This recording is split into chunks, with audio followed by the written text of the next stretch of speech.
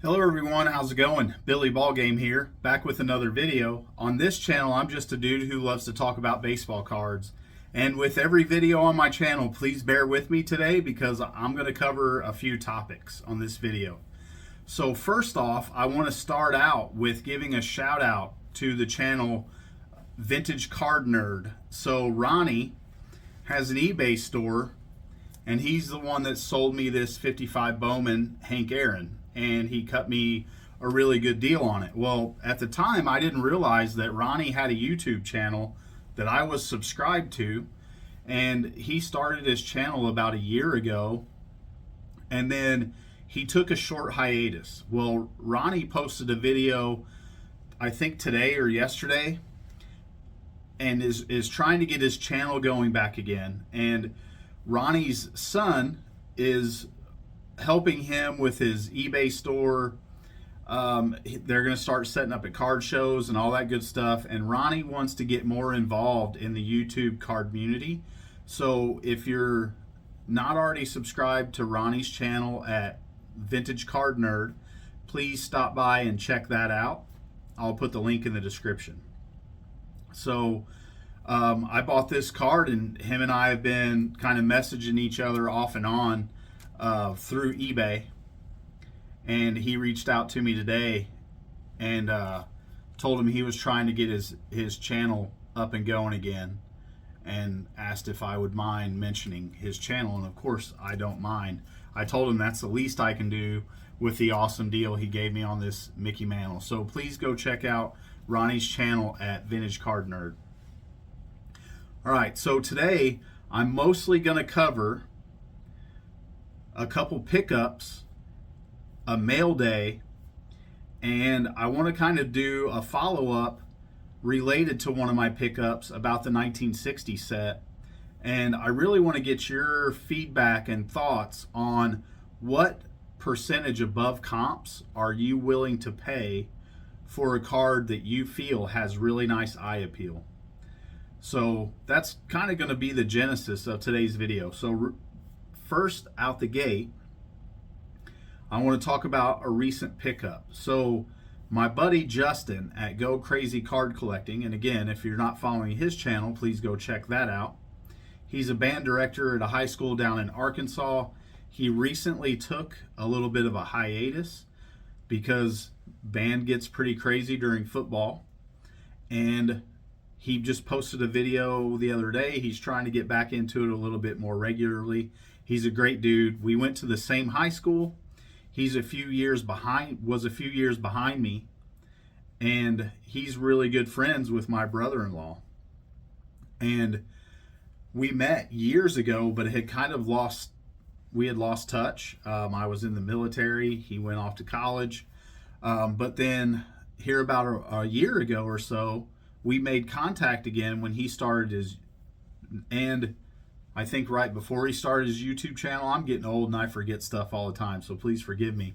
But I think it was about a year ago or so he started his channel, and we've been in constant contact since then. Like, we text each other almost every day. Well, I bought a card from him here recently, and in that pickup that I bought, he threw in some extra cards. And this is the 82 Topps or 82 K Mart set. And there's some really cool cards in here. This is a set that I didn't see around a lot when I was younger because we didn't have any K Mart around. But the main reason why he sent this to me was because of the Maury Wills card is in Mike's Payne Greatest 100 Cards of the 80s registry. And these are all great cards. They're in amazing condition. And Justin, I can't thank you enough for including these, and I'm stoked to have them. But bear with me because this ties in to an amazing gift I got in a mail day from another member of the YouTube card community. But the card I bought off of Justin is the 2004 Yadi Molina rookie. And this is a card that I love. I love Yadi Molina. I think he's a future Hall of Famer. I'm a little biased because I'm a Cardinals fan, but I'm super happy to have this. And it's one that I've been eyeballing for a while.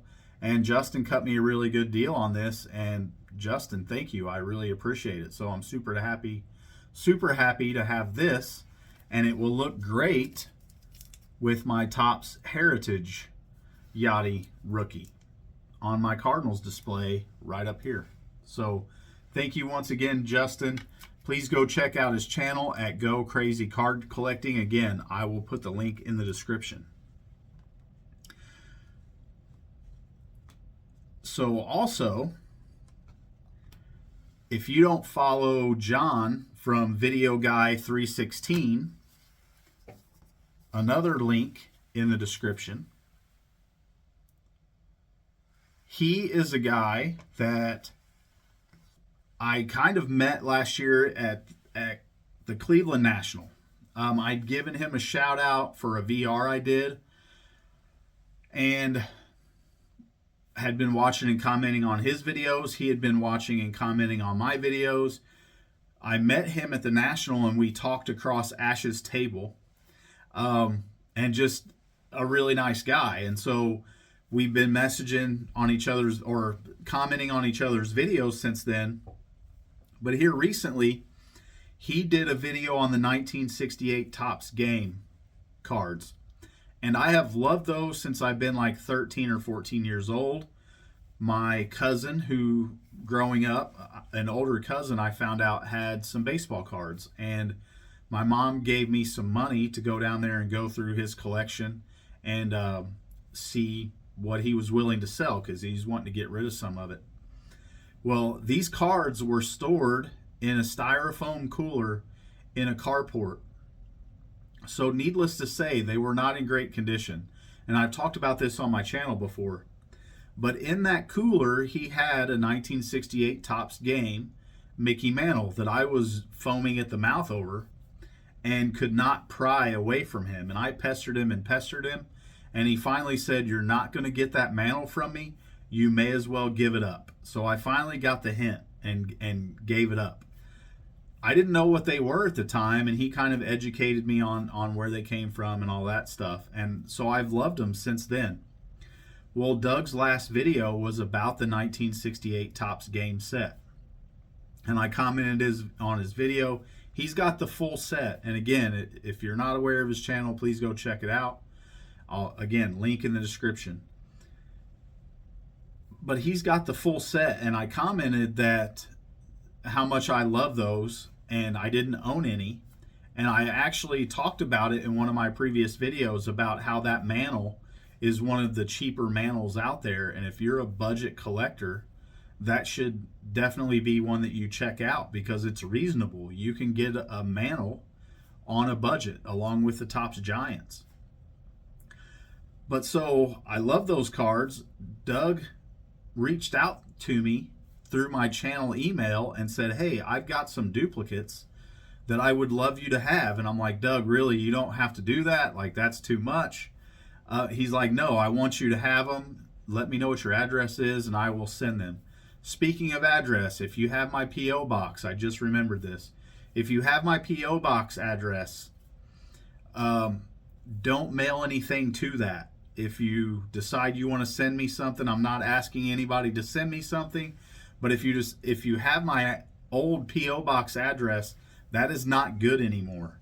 So if you want my actual address, reach out to me through my email. Again, I'm not soliciting anyone to send me anything. I just didn't want somebody to mail me something to a P.O. box that is no good.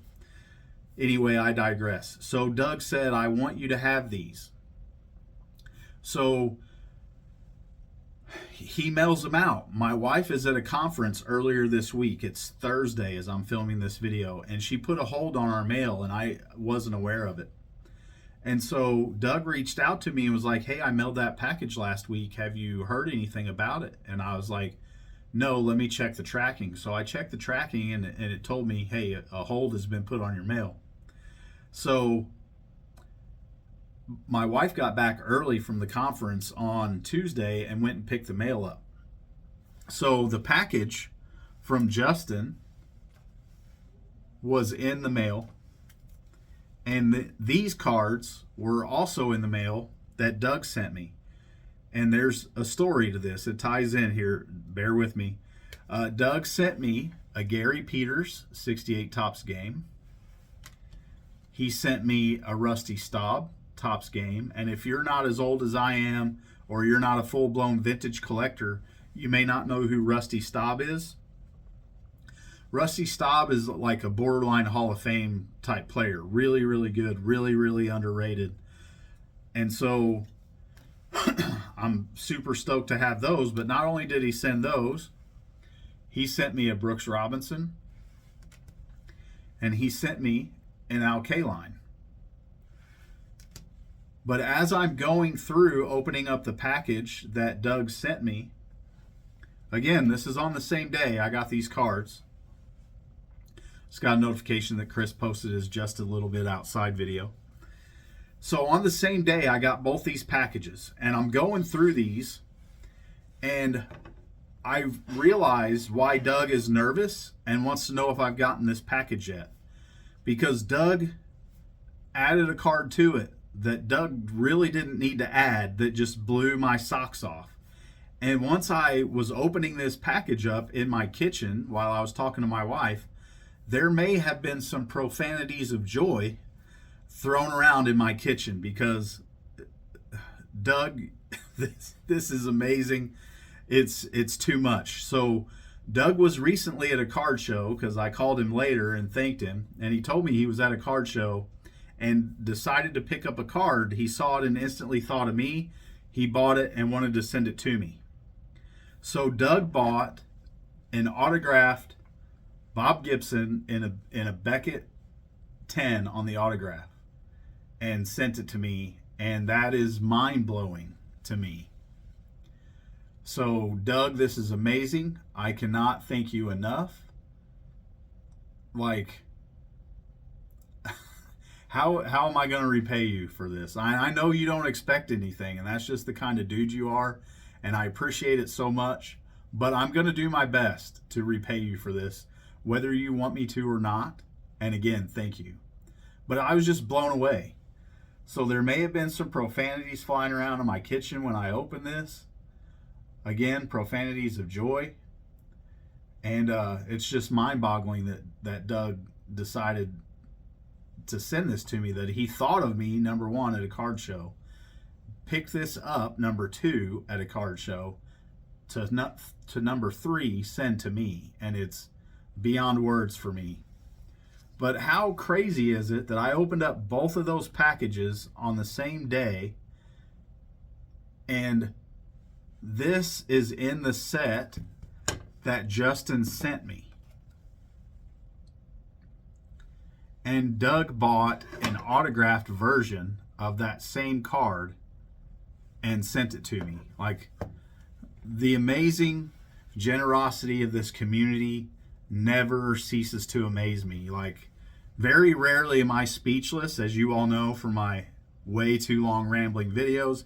Very rarely am I speechless, but I opened this package and was like, after I stopped cussing, was speechless. So it's just amazing. And he sent a coaster and a sticker and a pin. So again, thank you, Doug. Video Guy 316, link in the description. Please check his channel out. So again, just beyond belief. And then last but not least, I picked up some cards that I talked about in a previous video from Mark's Dodgers cards from the 1960 set. He bought a big lot at a show or off eBay, something like that. Doug was kind enough to reach out to me and say, hey, I've got this big lot. This is what I have. I want to give you first shot to decide to pick something up before I sell all the rest of it. And thank you, Mark. You did not have to do that. And again, that is so kind, and I appreciate it tremendously. But I picked up a few cards from him, and I picked up the Mini Minoso, or as I should say with an Enye, mini Mignoso, which is difficult for me. I can't twirl my R's either. I don't have that Latin American blood in me, the Latin blood. Next is Elston Howard, and I have one of these ungraded that is way, way rougher than this. Like, these are all really sharp. So I'm going to send all these in to get them graded as part of my 60 set. Here's the Pirates coach's card. Here is the Cleveland coach's card with Hall of Famer Bob Lemon. And I think I have an ungraded copy of this that is in way worse condition than this. And then we have American League Kings with Nellie Fox and Harvey Keene. And I'm a big fan of Harvey Keene, another one of those underrated players who was really performed at a Hall of Fame level for a while in his career, but just wasn't able to maintain it in the long term. So I'm happy to have all of these cards. Thank you once again, Mark. Senators team card. And then he also sent me a Bob Neiman Cardinals card as a throw-in. And he gave me a great deal on these. And thank you, Mark, again, for thinking of me to reach out to offer me first dibs on them. I wish I could have grabbed more, really. But that brings me to my next point. And again, if you're not subscribed to Mark's Dodgers cards, link in the description, please go check his channel out as well. But that brings me to kind of the topic I want to close on, and I'll try not to ramble on this because I'm already almost at 17 minutes. But what I really want to know is, what price are you willing to pay above comps? What percentage for a card that has really nice eye appeal? So Mike was on his podcast today with a dealer buddy of his named Craig, and Mike was talking about how eye appeal and centering has gotten more prevalence within the vintage card community.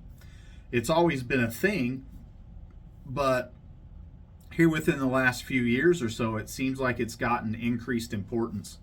And I would agree with that. And as somebody who collects a lot based off of eye appeal in my collection, it's definitely a big deal to me. And when I was younger, I didn't think twice about if a card was off-centered. Like, it came out of the pack that way, I didn't really pay much attention to it. But as I've gotten older, and centering it has become more and more important to me.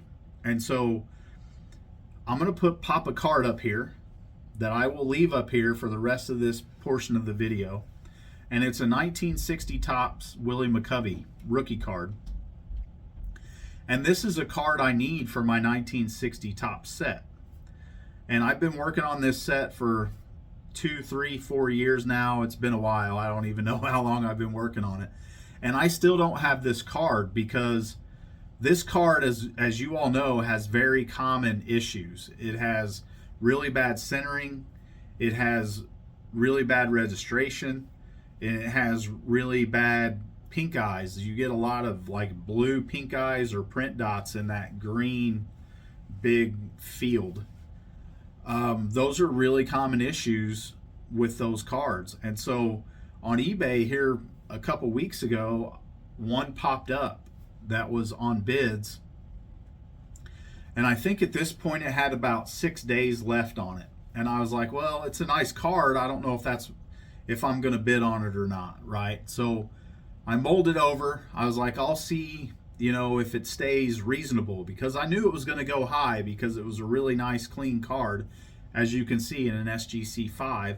So I knew it was going to go for above comps, right? So I was like, I'll keep an eye on it. If it stays low, I may throw a bid out.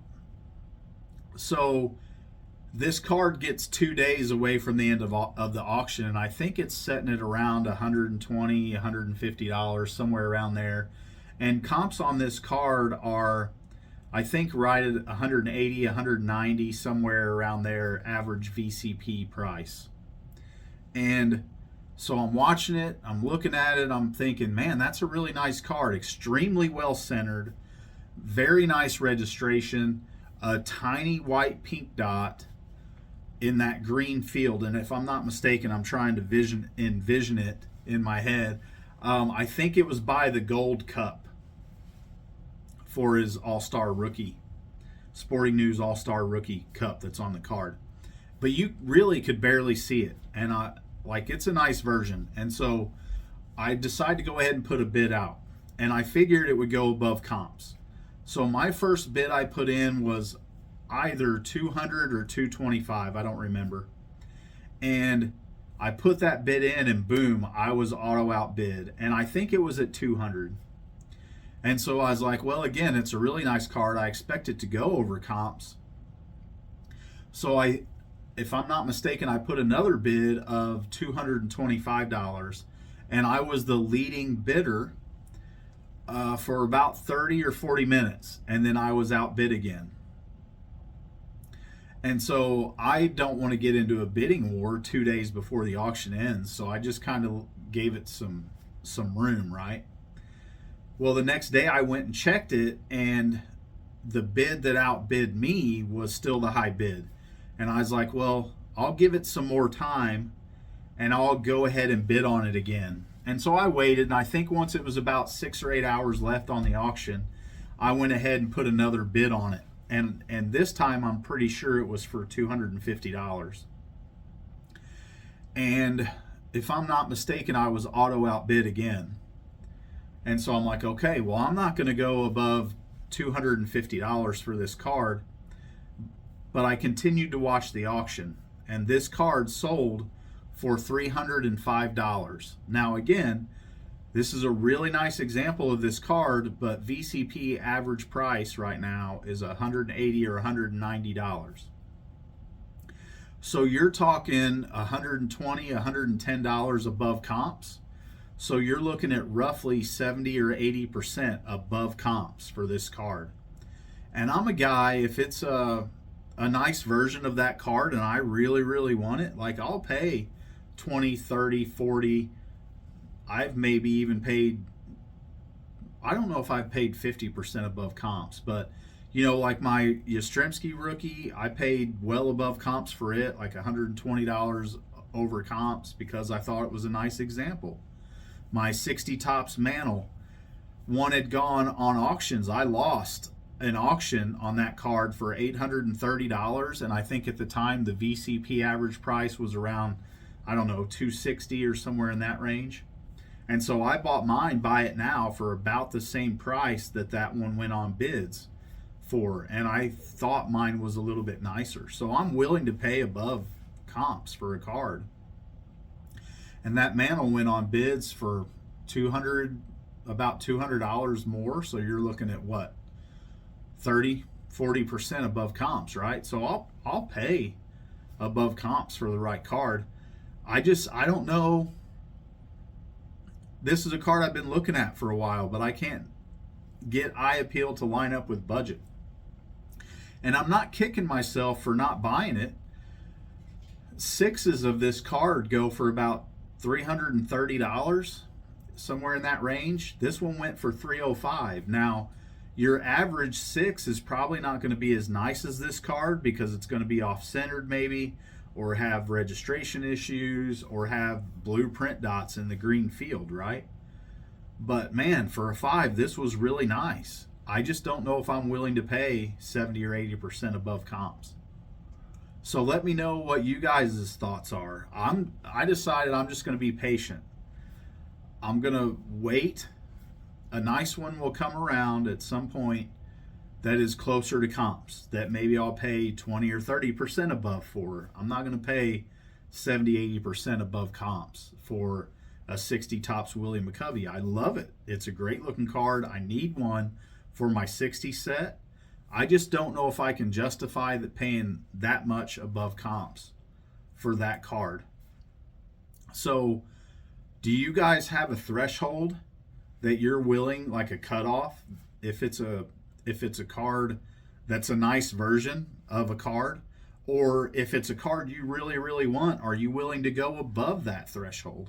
So those are just kind of my thoughts that I've been pondering since this card sold at auction about a week or so ago for $305. Like that's That's a lot of money. Like, I want a really nice 5, but I'm not going to pay 6 prices for it. Or I want a really nice 6, but I'm not going to pay 7 prices for it. Like, there's no doubt in my mind, and I didn't look at the comps, but there's no doubt in my mind that SGC 6s have sold for less than or right in line with what this card sold for. So, again, I like eye appeal, but there's got to be a cutoff somewhere in there. And so for me, 78 or 80% is definitely it for a Willie McCovey rookie. So just wanted to know what your thoughts were. Let me know what you think in the comments below. Do you pay 20, 30, 40% above? Would you stretch out to 50 for the right card? I would maybe consider 50% above comps if it was a card I really, really wanted that is really, really hard to find high eye appeal examples of. Like, I could consider paying 50% or more for comps. But for Willie McCovey, it's got common issues, but there are enough of them out there to where I think if I'm patient, I can find one at a better deal than that. So again, let me know your thoughts. So I have several ideas for videos coming up on the channel. I've got like a list written of like 5 or 6.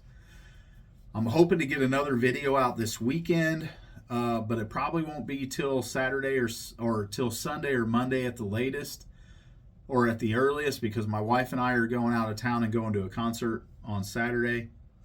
But I want to try to get a few videos, because I don't want to have a backlog of ideas and then have something else that I want to do a video on shove those further down the list, because like I've got a big SGC submission I'm going to send out. So stick with the channel. There will be a lot going on. And again, these channels, 3 Good Nerds, my buddy Justin at Go Crazy Card Collecting, Doug at Video Guy 316, Mark's Dodgers Cards. Please check those channels out.